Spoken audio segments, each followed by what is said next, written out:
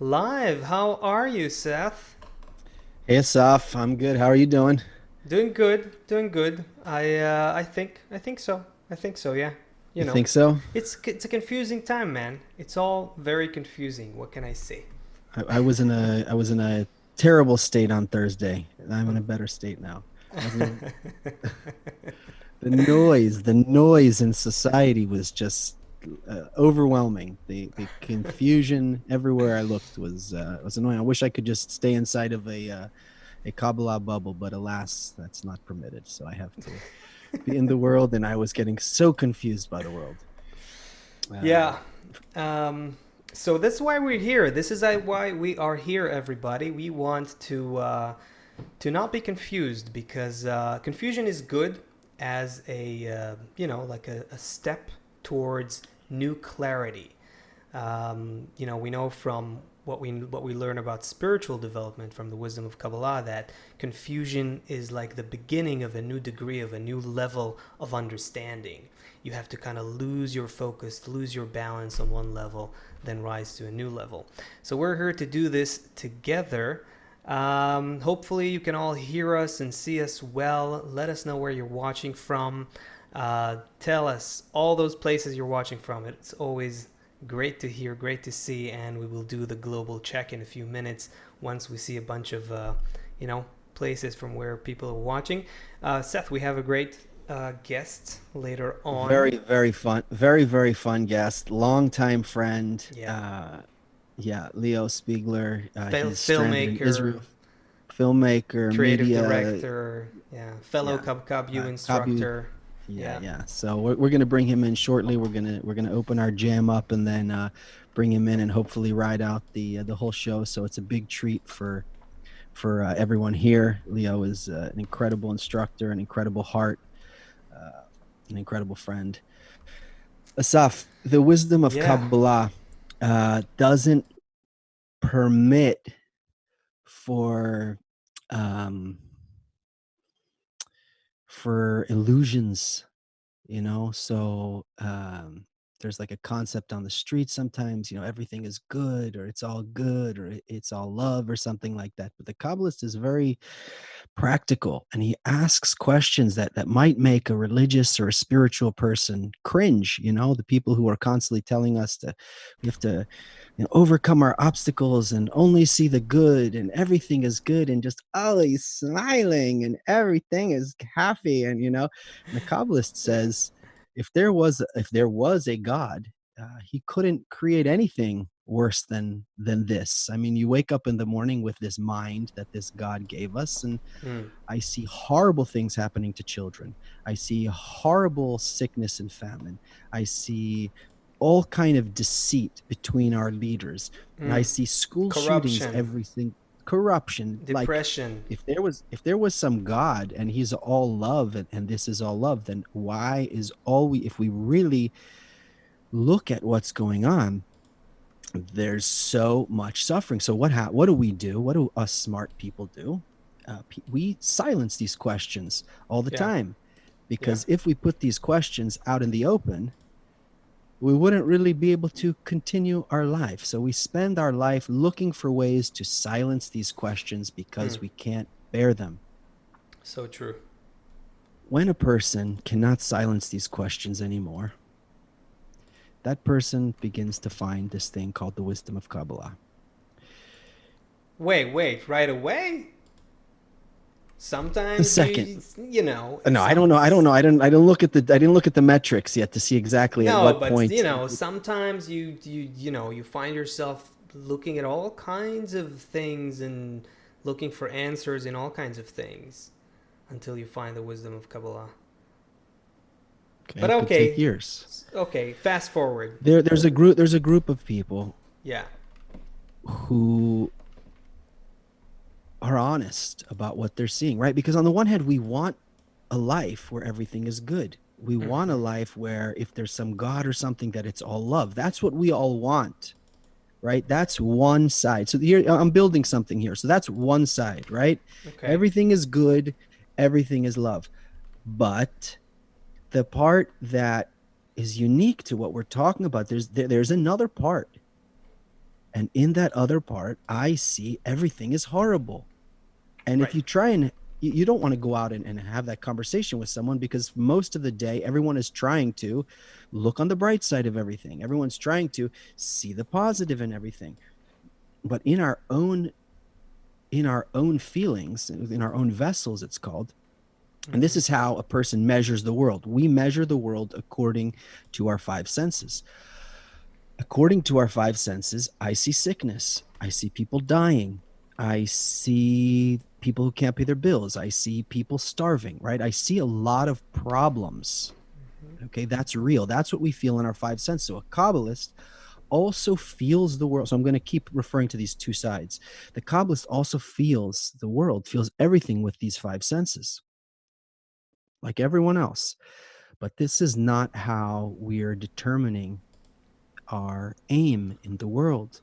We develop a new perception because right now we are in spirituality.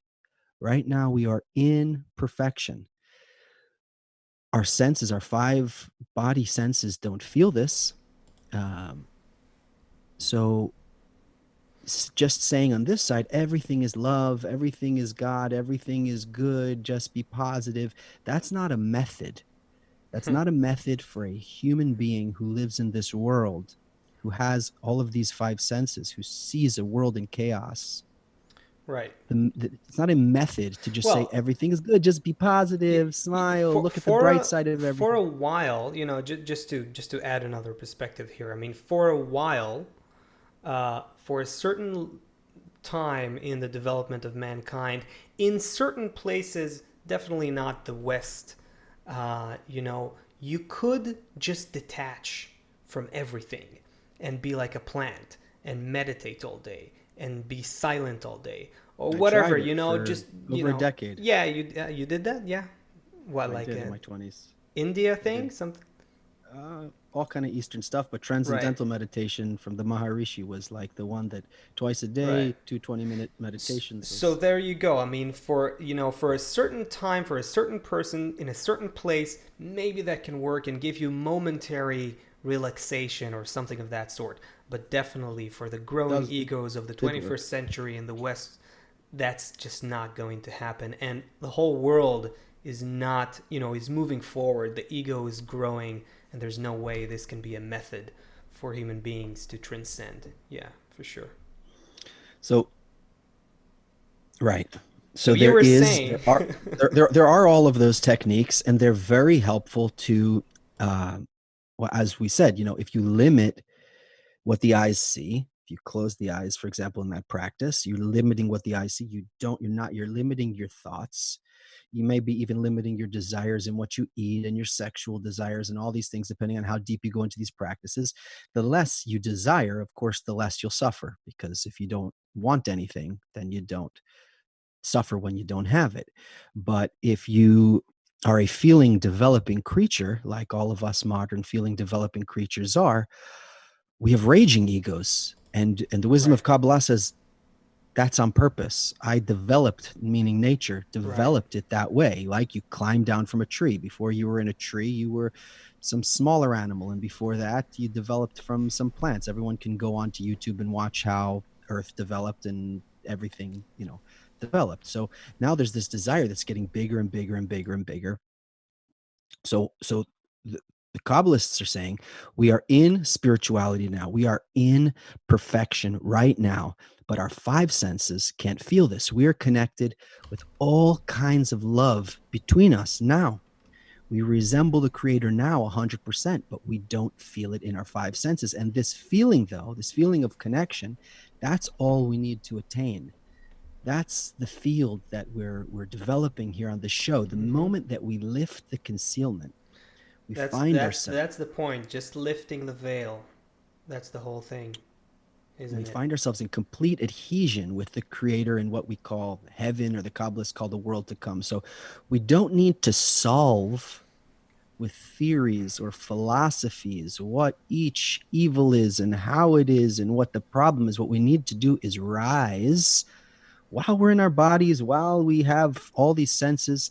And what that does is It's like when you walk up the steps, the left goes up. That's our senses. That's what we see and feel in the life. And then the right foot goes up. That's the perception of wholeness. And then again, the left goes up and the right goes up. And by this, we build a new sense of what's happening. We don't disregard what we feel, although what we feel begins to change, right? Like nobody has to tell you, an adult, to stop playing with Legos.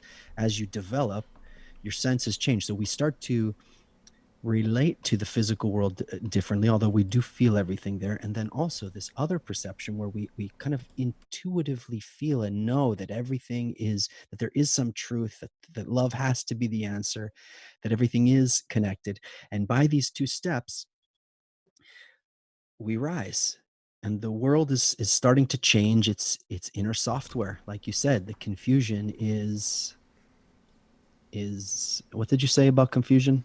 Um, It's a uh, necessary part of the yeah, development or yeah, something. yeah, yeah. If you look at spiritual development, then yeah, then confusion, precedes a new level of understanding. Yeah, confusion represents sort of the defocusing, the disconnect, the detachment, the giving up, the relinquishing of your ego that has to happen.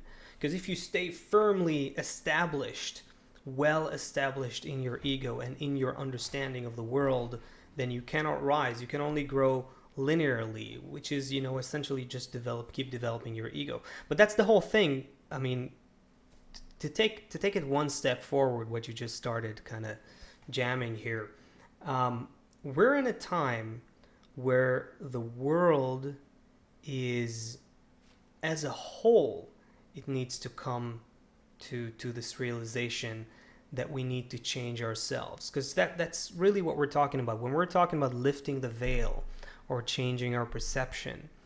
It means that there's nothing outside of us that we need to change. It's all perfect. It's all there. Nature knows what it's doing. It's all harmony and bliss, but what we get from it is depression, anxiety, addiction, inequality, and so on. So how do we change from here to here? And so the only thing that we actually need to change is ourselves, or our intention, or our perception, however you want to call that. Um, yeah, yeah, It's an interesting state now.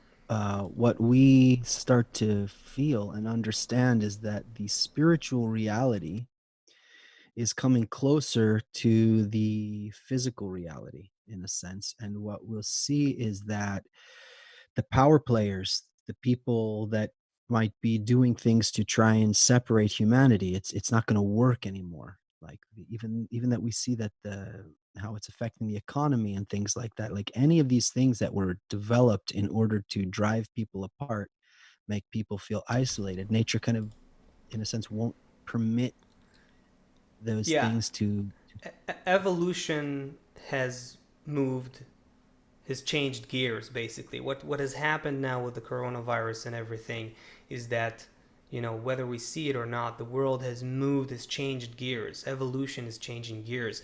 We're no longer we're done with the time where we can just let our egos run amok. It's not going to work anymore. It's just not going to work. It's coming to an end, even though we don't necessarily recognize it yet. It's interesting if you think about the new generation, like the younger people today. They're not that interested in money and power and even the same kind Mhm. of honor that we have today. They already have sort of different values. They don't know exactly what they're looking for, but they're looking for something else. That's the point. And we're not going back to the old life. Even though we're trying to, and we're always looking for, how can we go back to normal? That's what governments are trying to do. That's what, you know, uh, the businesses are trying to do. But we're going to see as time goes by that this is it. We went out of that old world. And as you said, we're going to see, I'm sure, governments that are less able to manage the world as before. Economists cannot predict. Their models are just not working anymore. The world is changing its operating system, nothing less than that. And so the fact that we see now millions and millions of people losing their jobs, for instance, And you know, you can talk all day about going back to normal and reopening the economy, but the bottom line is that you see 20, 30, 40 maybe percent of the people who are now jobless, and you don't know where these jobs will come back to. So our infrastructures as a human society collectively are now changing.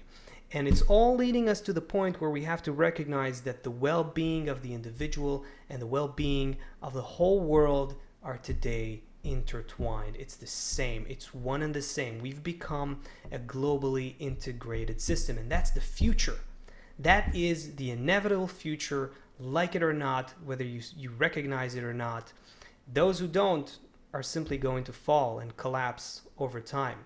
Nature Nature's relentless aim is a higher level of unity of us with nature, with the whole of nature.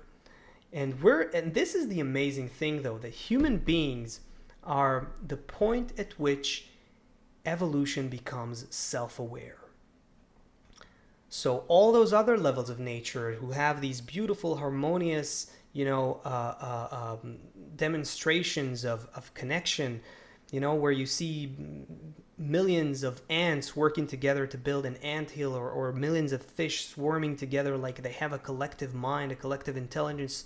We're gonna go to that point in our evolution as well, where we develop a collective mind. But we're gonna do this not as robots. We're gonna do this not by instinct. We're gonna do this by consciousness. We're gonna do this by choice.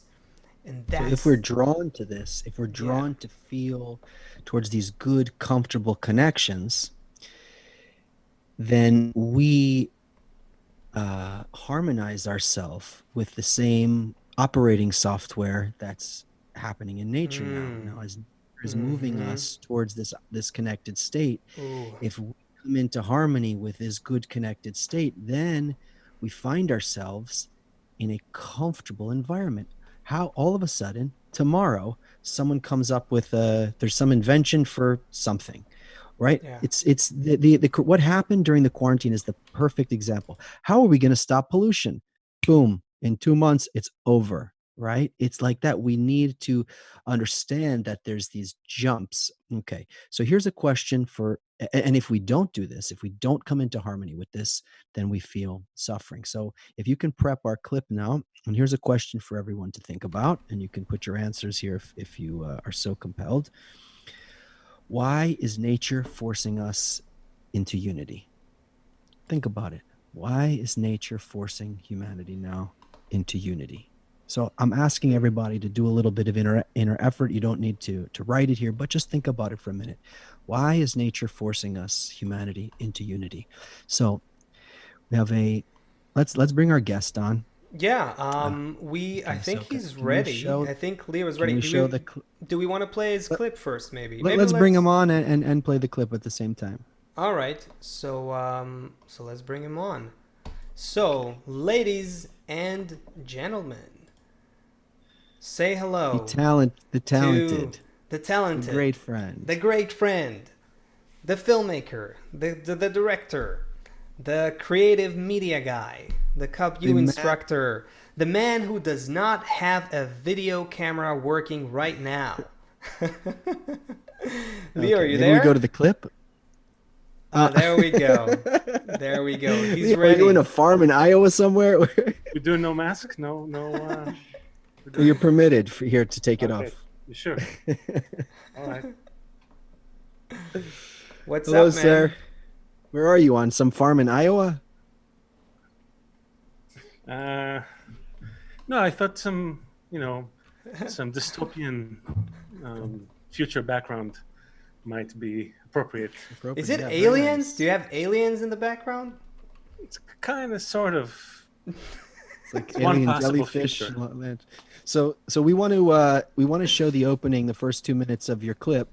Do you have anything to say about it, or should we just jump into it and jam after that? In my defense, I have nothing to say. Oh, yes, it was shot during the height of Spoiler, the. it involves monkeys. Yeah, go It ahead. involves Sorry. monkeys, and it was shot during the. Sorry, my son is in the background. It was He shot was during abducted. Your the son was abducted by aliens, Leo.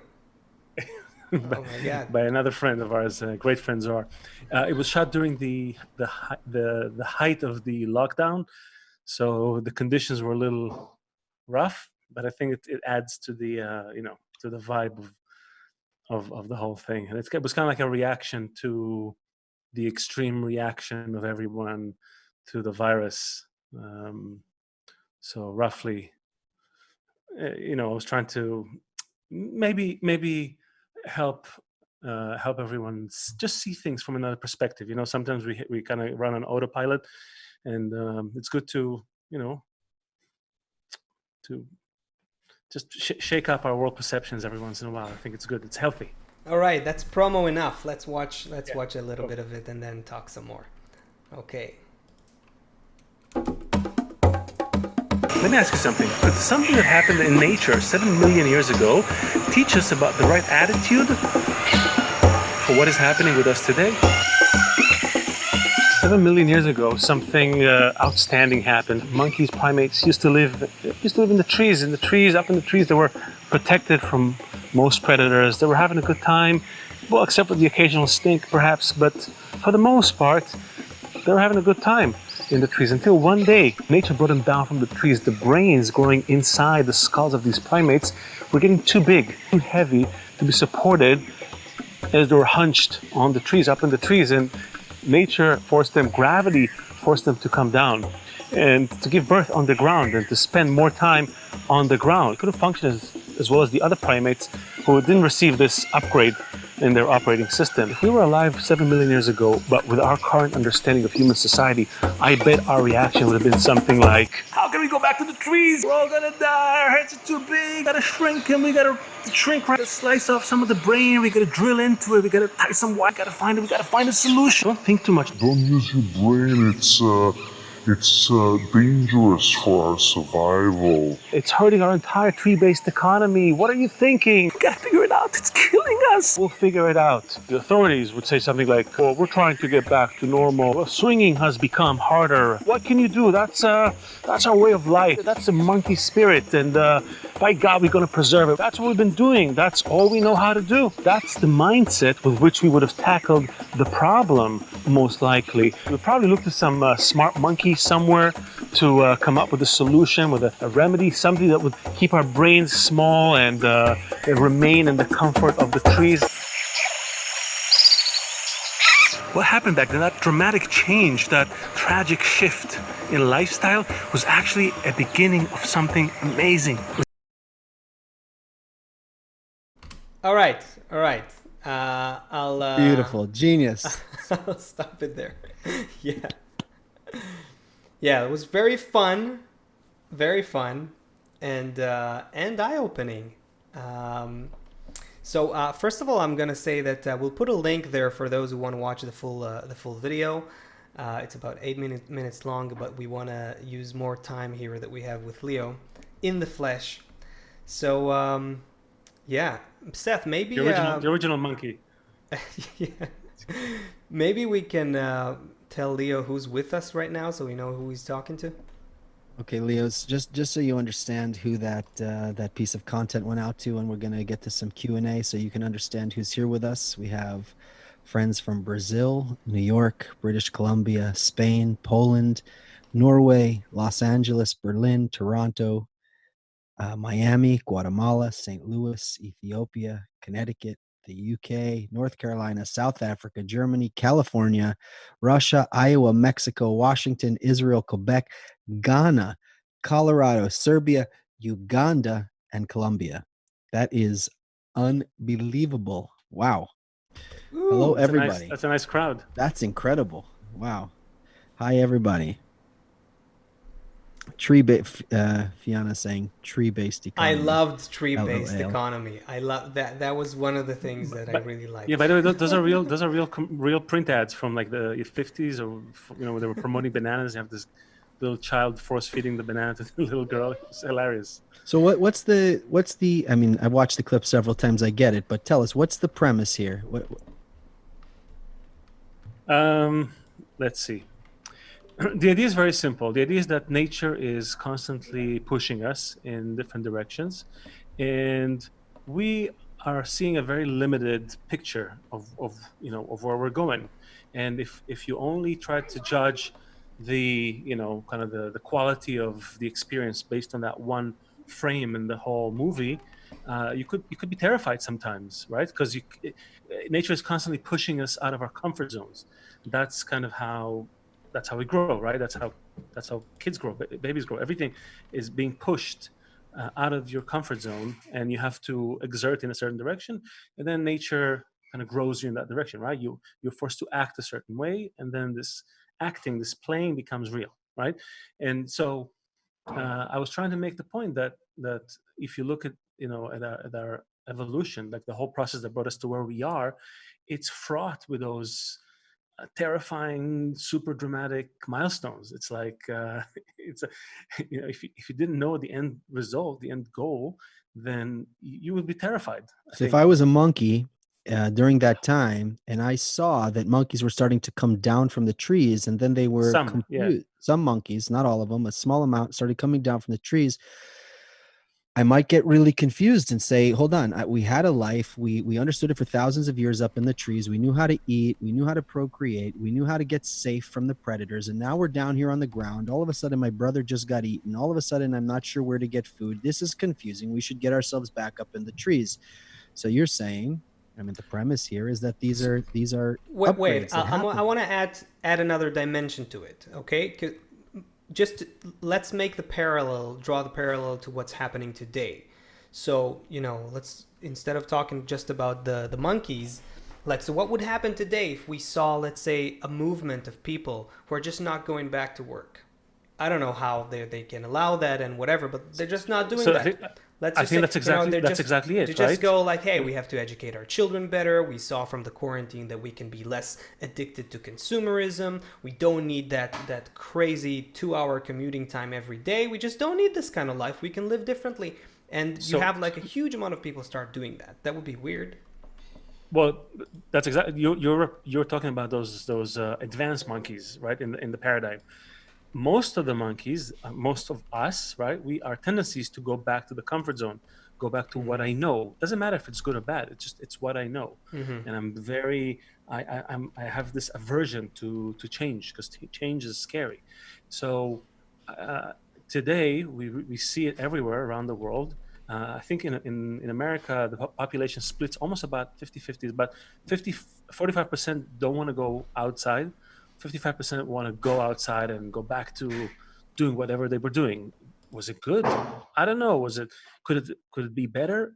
Perhaps, but people are just they're dead set on going back to what they know. So sorry about that. I have some doors in the background. It's not Leo. Um, It's a little more nuanced. It's not just they're dead set on going back. It's they don't. Most people don't understand there's another option. Even it's okay, it's so not like I want to go. It's not like I just want to go back. That's the only life I knew. What I'm in now is something I had this trajectory in life. I was pulled out of it, and now I want to get back to my life. It's not like I even know that there's something else so that.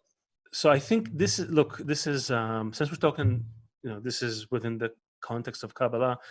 I think that's really, for me at least, I'm sure for you guys too, that's like the stickiest point in talking about this whole system. It's what Baal Sulam says, the difference between a purposeful laws and necessary, right? Most people say, well, stuff happens, I have to react, I have to respond, I have to just make things better for right now. He's saying, Kabbalists are saying, no, there's an end result, there's a final outcome we have to get to. It's purposeful, it's all moving in that direction. If you knew that end goal, your whole attitude to what's happening would change dramatically. But that's the one thing that it's very hard to. How can you tell someone who can barely see how to finish a day that in a few weeks, months, maybe a few years, radical changes are going to happen that are going to just turn our whole But world upside down in a good way. you know what? That to me brings up something that we talked about with Eran Sheovitz when he was here. He gave a very great definition for education that we really liked. That education is the art of bringing the future into the present, and that's exactly what's missing, right? Because if we want to be able to be ready for that radical change of mind, change of being, change of heart, then the only thing that we as humans have as an advantage over monkeys or other levels of nature is that we can educate ourselves. It's a problematic word. There's probably a better word for it, but we can elevate our consciousness to a place that we are not in right now. We can already envision where we need to go. And that's the whole point and power that we have as human beings.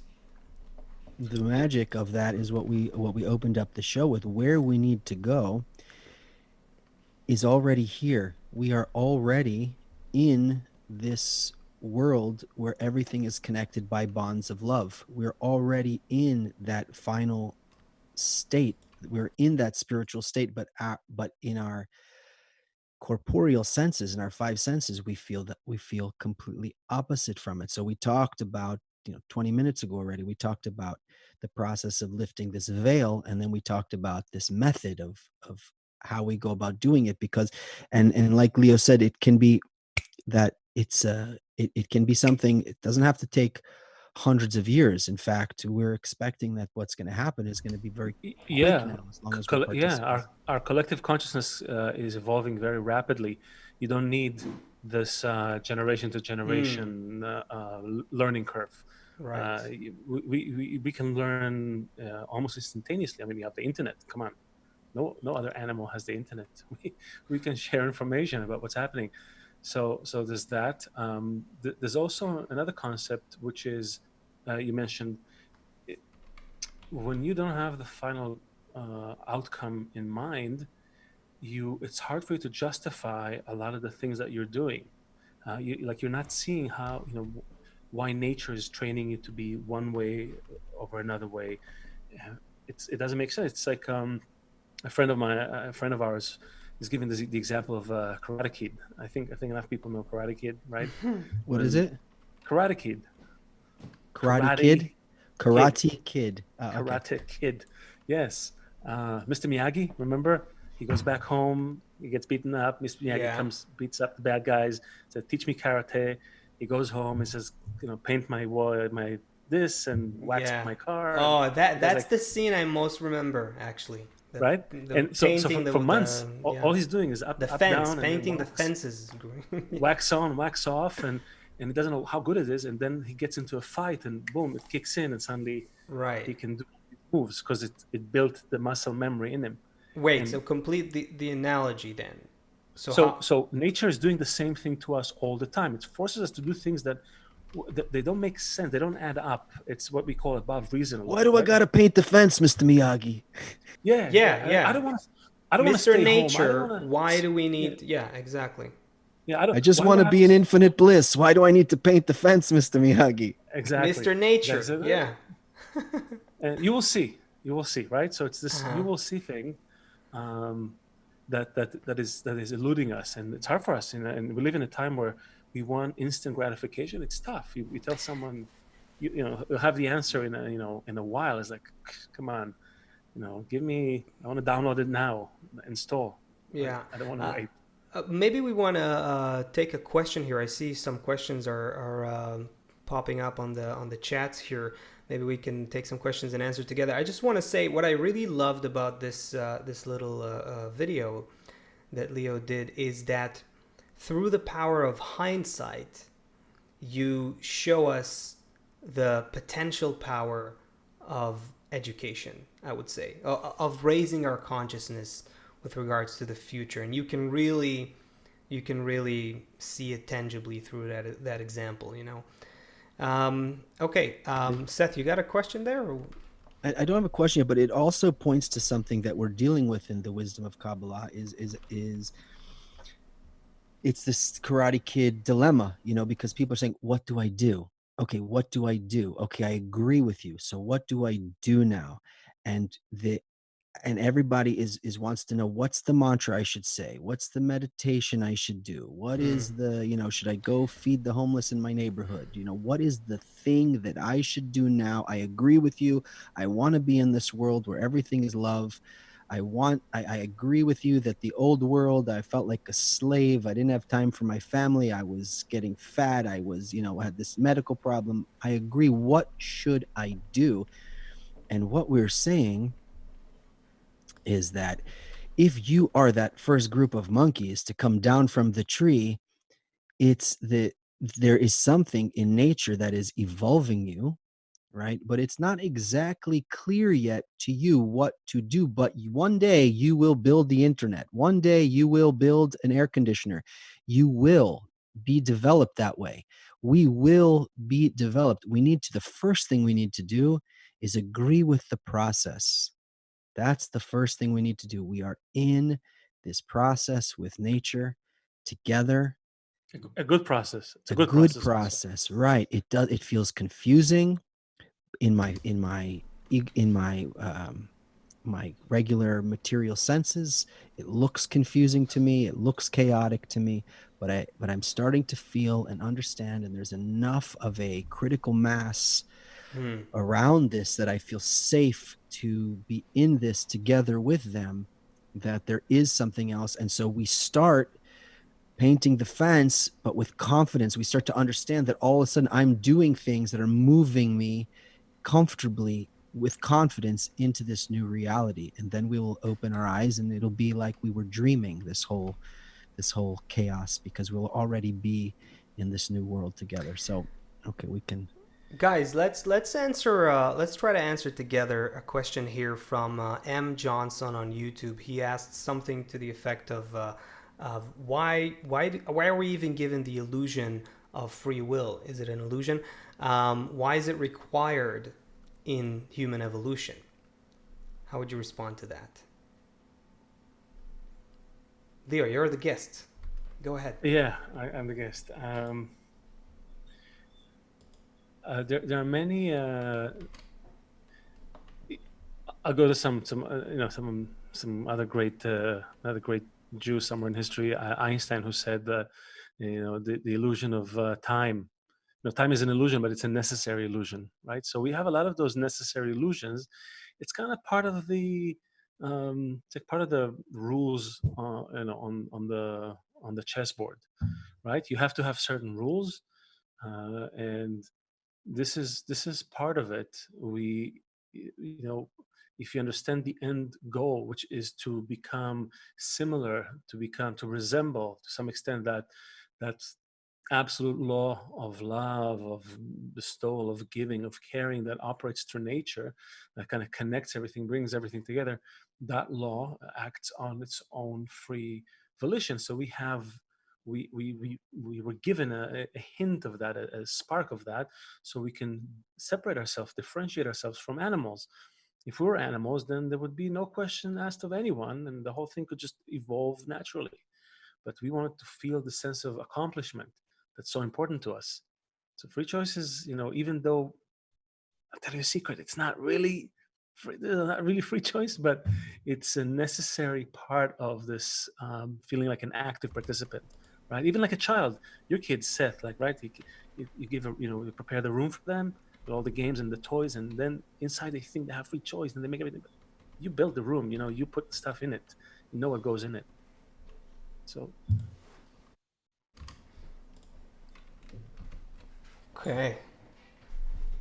Seth, you seem you want to add? Good. No. I'm what, mad? No. No, you want to add? Oh no. I was getting absorbed in Leo's answer. All right, guys. I want to throw at you some things I stumbled upon. Just tell me what you make of it, okay? So, since the coronavirus started, like in the last 2 months, if you look at the 25 richest people in the world, they've only gained a whole lot of money. Like they're worth like a quarter trillion more or something like that in just 2 months. Something insanely insane, right? So I don't know. I mean, when I look at it, I'm just like my immediate response to that is like it's just so very telling as to how you know how our system is just completely flawed. I mean, it's built into the system that when there's a situation like this and a pandemic like this that throws so many people into, under the poverty line, the immediate response as well is that you have, the people who are in control getting so much more in control. And that's an interesting, like, I don't know, what do you make of it? Of course, on the other hand, you have, Professor Nouriel Roubini, is like, I think, is a Nobel laureate as well, and he says that we're looking at 10 years, a decade of depression economically. So, all these things are happening at the same time. But what do you make of it? To me, I think it's like part of the game. Like again, chessboard analogy. Since I started on it, you have all kinds of pieces, right? You have the pawn. The pawn will always stay a pawn unless they really, one in a million that makes it to the other side, right? But for the most part, everyone stays in their roles. You have the very rich king and queen. You have all the other big pieces. Everybody plays a role towards one kind of collective goal. And I think if we look at the setting not as something that I have to now roll my sleeves and change, but rather something that points to some imbalance that's happening in me, then it's okay. Everything I see is an indication of the imbalance, and it needs to be there to make that point, right? How will you know for sure that there's an imbalance unless there were this amazing imbalance that you see in the world right now? Right? The 1% holds 50% of the world's wealth, or whatever. It has to make that point. So COVID is also acting as an accessory to evolution in unmasking just how, interesting we have to put masks on our faces while, we're being unmasked at the same time. Like, we're being shown just how unequal and, and unsustainable our socioeconomic system is and our healthcare system is and everything else. Yeah, I saw somewhere this it was like a month ago. I was thinking of making another clip, and I saw this quote. Someone wrote something like, you were you were disrespectful to your elders, so now you can't see grandma and grandpa. You abused you polluted the earth with your cars, so now you can't drive anywhere. You disregarded education, now you can't send your kids to school. You valued beauty too much, now you have to wear masks. So it's like it was almost like too much on the nose, like how every imbalance. And I'm not trying to be mystic about it. Just if you want to see signs in nature to what's happening, you can see them. If you want to be blind to them, you can be blind to them. It's free choice. Remember. Right. Okay. Lisa Rosenberg here from Facebook is asking something that will maybe take us here. Let's take a positive shift here. It's a challenging question, though. How are all people going to make this necessary shift when there is so much greed from so many political leaders included? Let's talk about that. How's the shift gonna happen? I think Seth is thinking hard on this one. I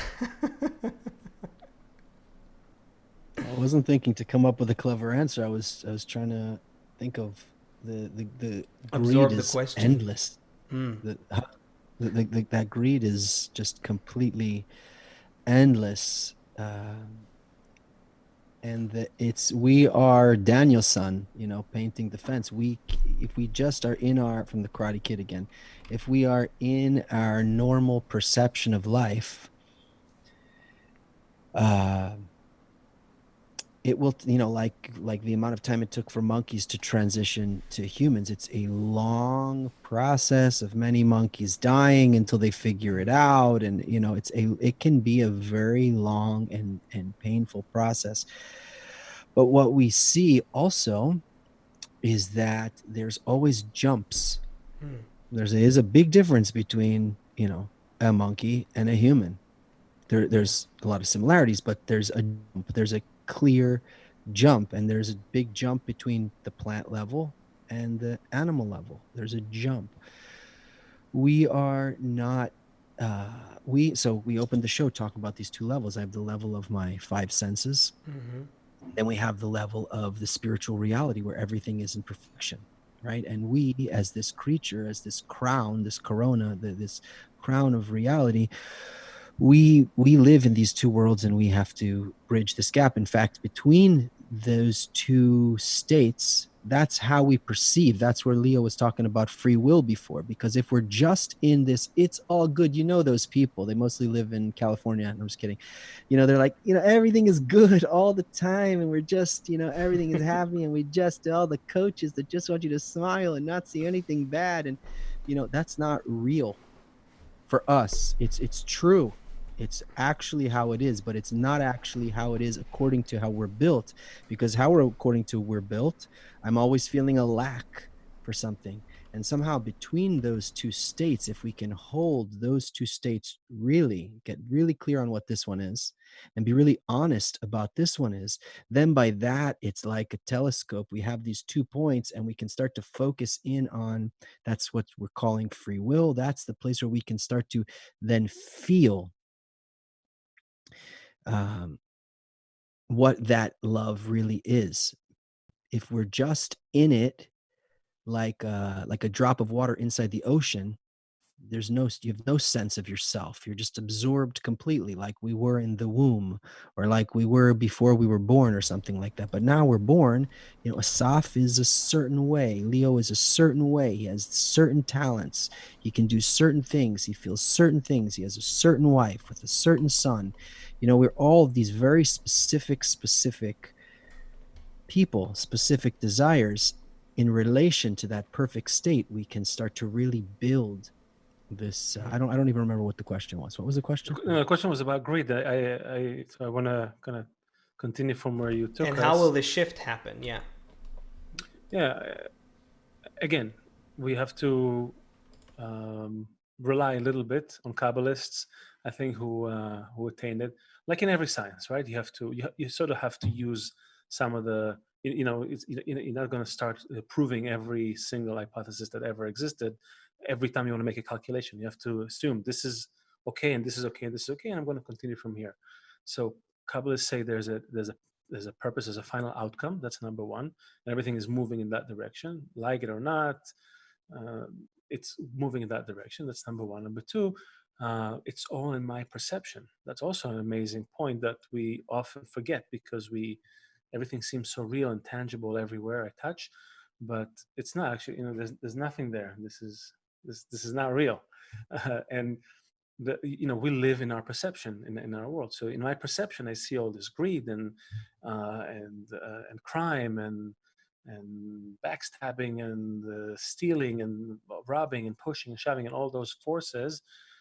But they're not there for me to, again, try to go out to them. It's for me to try to start the correction inside of me. That's the first thing that Kabbalah, it kind of relieves you from that pressure. It is there, you will see it, but it's first of all for you to start working on yourself. Now, what you see outside is really an expression of these forces happening inside of you, and you get to work with them. You don't need to correct them directly necessarily, but you can work with them.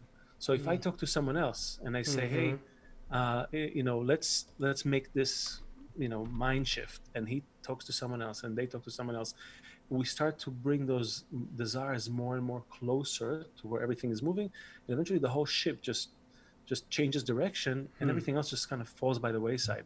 It stops being an issue. Look at every big change in humanity, in human history. Right before the change happened, you could have said exactly the same thing. Oh, but I'll give you an example. You know what?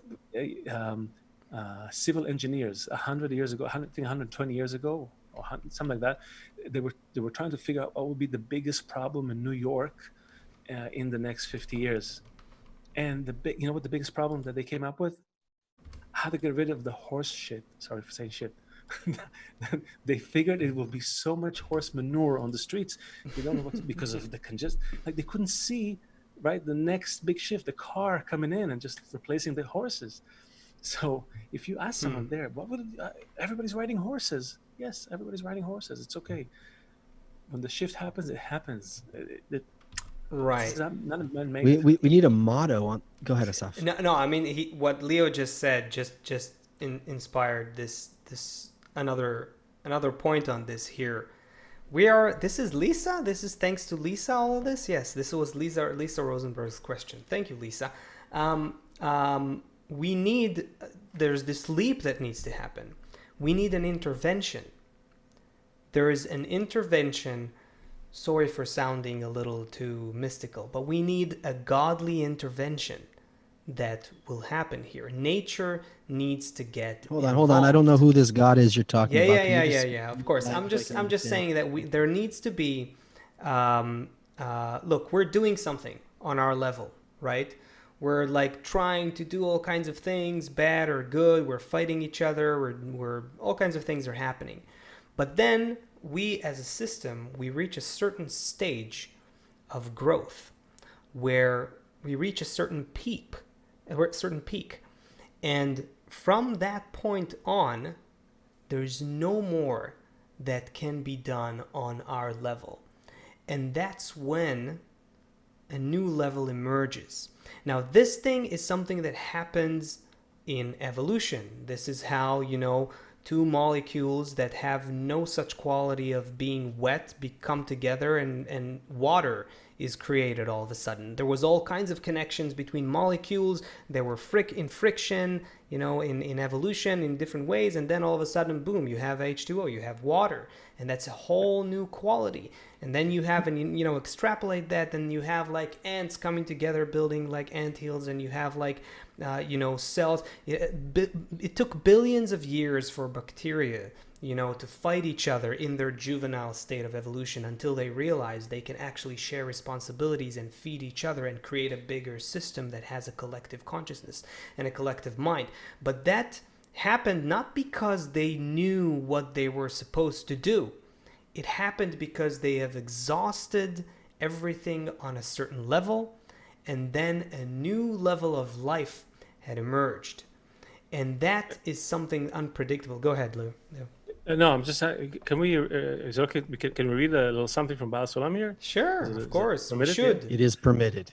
It is recommended. No, because it's recommended. No, because he writes exactly. If you remember the essence of religion and its purpose, in that article he says, "Go and ask a botanist how many phases the fruit undergoes from the time it becomes visible until it is completely ripe. Not only do its preceding phases show Hold on, no go evidence." slow. Say it again and slowly, please. Go and ask a botanist how many phases the fruit undergoes from the time it becomes visible until it is completely ripe. Not only do its preceding phases show no evidence of its sweet and fine-looking end, but as if to vex, they show the opposite of the final outcome.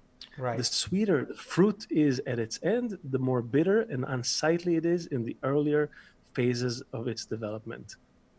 So he's explaining why the billionaires are becoming so rich. Exactly. Yes. I said, yeah. Exactly. Why we have to go to the worst possible state almost. Otherwise, emotionally, we can't emotionally feel that we're done with this way that it is. No, right? You also you won't feel the highest state as well because it's all relative. Right. If I'm a little bit hungry, I can have a little bit. We need to come to an And there's another question Corin is asking on YouTube. Is the shutdown really necessary? We're going to get to that in a second, but digest this. We are feeling sensory creatures. We need to feel that we are done with something, and then we can start to feel like little Timmy. All of a sudden he notices Susie in the classroom when he's in third grade or second grade. Right before that, he didn't feel. He came to the end of one state, and then there's a whole nother world. So Corin's saying, is the shutdown really necessary? Well, Corin, if we are moving ahead of nature, if we are connecting, we're making that our life's work, then of course, no, it's not, because there's no need for there's a couple trillion viruses in us. They're not killing us now. This virus also would do nothing, and the other line of viruses that are standing in line waiting to be revealed would also not affect us. They may not affect us if we arrange ourselves correctly, but if we don't, then if we don't emotionally come to the place where we're finished with exploiting each other as a way of life every day, then the shutdown is necessary. Then all of the other blows from nature are necessary. Yeah, and by Any the more way, questions? there are 1.7 million unidentified viruses that scientists, Earth scientists, are saying are developing in mammals Frankly, and in even water 10 is too birds. many. Yeah, Even what? 10 is too many. Yeah. It's like But this is 1.7. the thing, though. Okay. So just one more thought: that nature intervention, higher intervention, the coronavirus is just an example of that. This is one huge, whole, big, synergistic system that we're in, and everything is part of a single system, including the viruses, including the animals, the plants, and the people, and all our emotions and feelings and thoughts. It's all one gigantic system. We're not disconnected from all the other levels of nature, and we're developing together. And so that system is reaching a new stage. Okay, we have a couple minutes left here, guys. How about we just try to take as many questions as we can in a few minutes? We'll do like a blitz. How do you feel about that? Sounds good. Okay, I'll do a quick one. Teddy wants a one sentence answer to the question, what is my purpose? All right? I'll take the challenge. One sentence, Teddy. Your purpose in life is to find your connection with the governing force of nature, which is a force of love and unconditional bestowal that is revealed through the connection between all human beings. Many commas, but still one sentence. Okay. Betzalel is asking from YouTube, I find higher world to sound clearer than perfect state. You talked a lot about perfect state in the beginning, Seth. Are they interchangeable in this context? Maybe say a word about it, Seth. Yes. All right. Nice one.